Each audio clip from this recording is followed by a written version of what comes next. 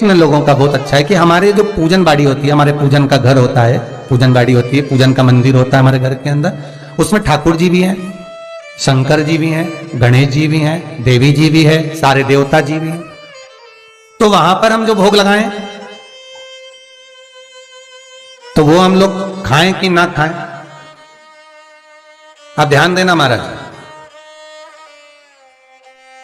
जिस पूजन वाणी में, जिस मंदिर में, आपके घर के मंदिर के अंदर आप पूजन करते हैं, भोग लगाते हैं, अर्चना करते हैं, उसमें सभी देवता विराजमान हैं। और सारे देवता को आप जो भोग लगा रही हो वो थोड़ा दूर से लगा रही हो। कोई भगवान को एक एक कोरा तोड़ के लड्डू गोपाल को फिर छुआया, फिर रखा, फिर शंकर जी को छुआया, फिर रखा, फिर जगदम्बा को छुआया, फिर रखा, ऐसा करती हो क्या? नहीं, आपने थाली लाई भोजन की और आपने रख दी।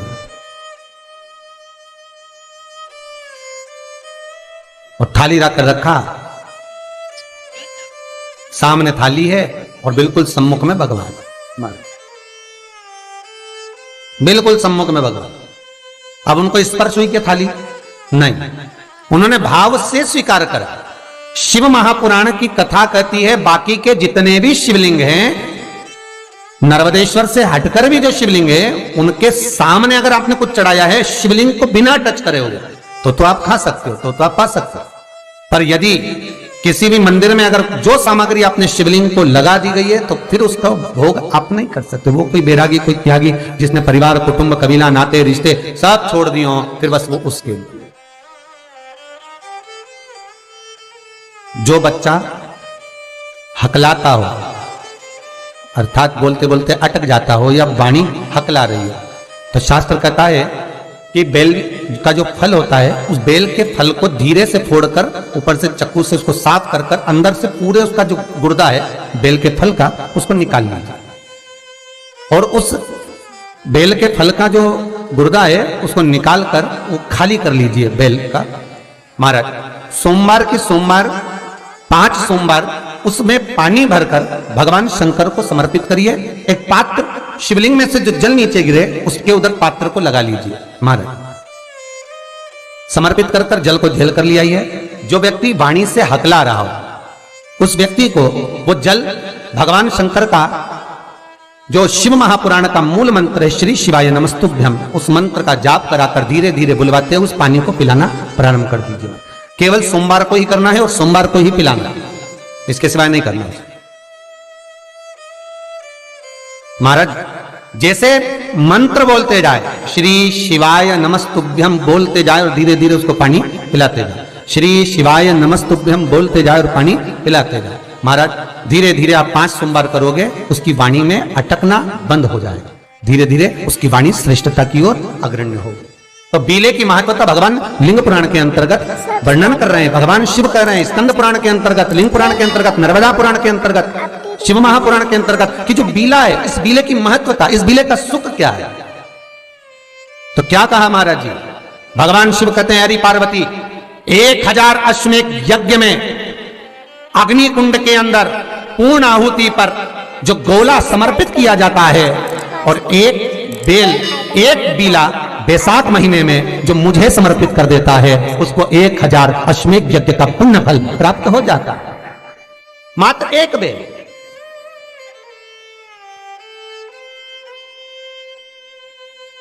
बहुत अच्छे से समझना महाराज, फिर समझ लीजिए। केवल सारे शिवलिंग में एक नर्मदेश्वर महादेव ऐसे होते हैं जिन पर कुछ भी चढ़ाओगे तुम खा सकते हो।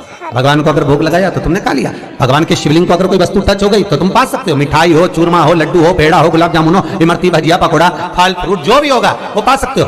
पर नर्मदेश्वर शिवलिंग को छोड़कर शिव महापुराण के अंतर्गत विद्धेश्वर संहिता में लिखा हुआ है कि बाकी के जितने शिवलिंग होंगे उसको अगर कोई वस्तु टच हो गई तो वो खाने के लायक नहीं रहती, वो सांसारिक मनुष्य नहीं खा सकता। शंकर के मंदिर का प्रसाद संसार का मनुष्य उसको ग्रहण नहीं कर सकता। उसको केवल बैरागी, त्यागी, जिसने घर छोड़ दिया, परिवार छोड़ दिया, अपने कुटुंब कबीले को छोड़ दिया, केवल वही पा सकता है। ये शिव महापुराण की विद्धेश्वर संहिता कर रही है।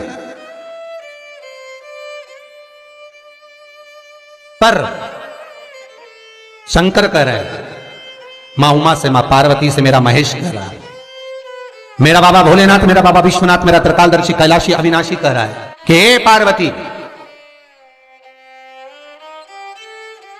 एक बेल जो मुझे समर्पित करता है, और समर्पित करने के बाद उस बेल की महत्वता देखिए, जो बैसाख महीने में बाबा शंकर को जो चढ़ाया जाता है, और 1000 अश्वमेध यज्ञ का पुण्य फल हम प्राप्त कर लेते, मात्र एक फल चढ़ाकर, मात्र एक फल चढ़ाकर।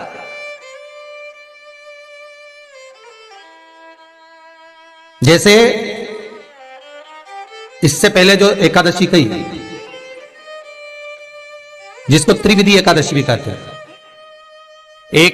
पद्म पुराण में लिखा है और विष्णु पुराण में, एकादशी के दिन द्वादशी भी पड़ जाए, एकादशी के दिन त्रयोदशी भी पड़ जाए, मतलब एकादशी, द्वादशी और त्रयोदशी तीनों तिथियां एक साथ पड़ जाए, और उस दिन एकादशी का व्रत जो रख लेता है उसको 1000 एकादशी का पुण्य फल प्राप्त हो जाता है। फिर वो जिंदगी में एकादशी करे चाहे ना करे।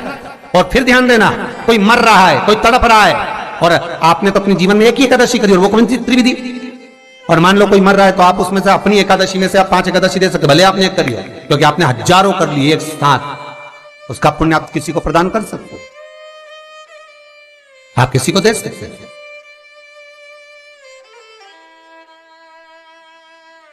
उसी तरह हे पार्वती, संसार का मनुष्य जब मुझे वो बेलपत्र समर्पित कर, वो बेल का फल समर्पित करता है, पार्वती वो फल जो मुझे चढ़ता है, फिर मैं भले नर्मदा के जल से निकला हुआ कंकर शंकर क्यों ना हूं, फिर चाहे मैं गंगा के जल से निकला हुआ कंकर शंकर क्यों ना हूं, चाहे फिर मैं यमुना के जल से निकला हुआ कंकर शंकर क्यों ना हूं, चाहे मैं सरयू के जल से निकला हुआ कंकर शंकर क्यों ना हूं, चाहे मंदाकिनी के जल से निकला हुआ कंकर शंकर क्यों ना हूं, ए पार्वती, फिर जो भी शिवलिंग पर वो बेल समर्पित होता है, वो बेल उठाकर जीव अपने कार्य में ले सकता है। ये मां उमा से कह रहा है। तो उस बेल की महत्वता जानेंगे। अब अपन उस बेल को जानने के लिए वापिस स्कंद पुराण में चले, तो स्कंद पुराण में लिखा हुआ है कि जो बेल बैसाख के महीने में शंकर को चढ़ाया जाता है, वो बेल का फल उठाकर रख लिया जाता है।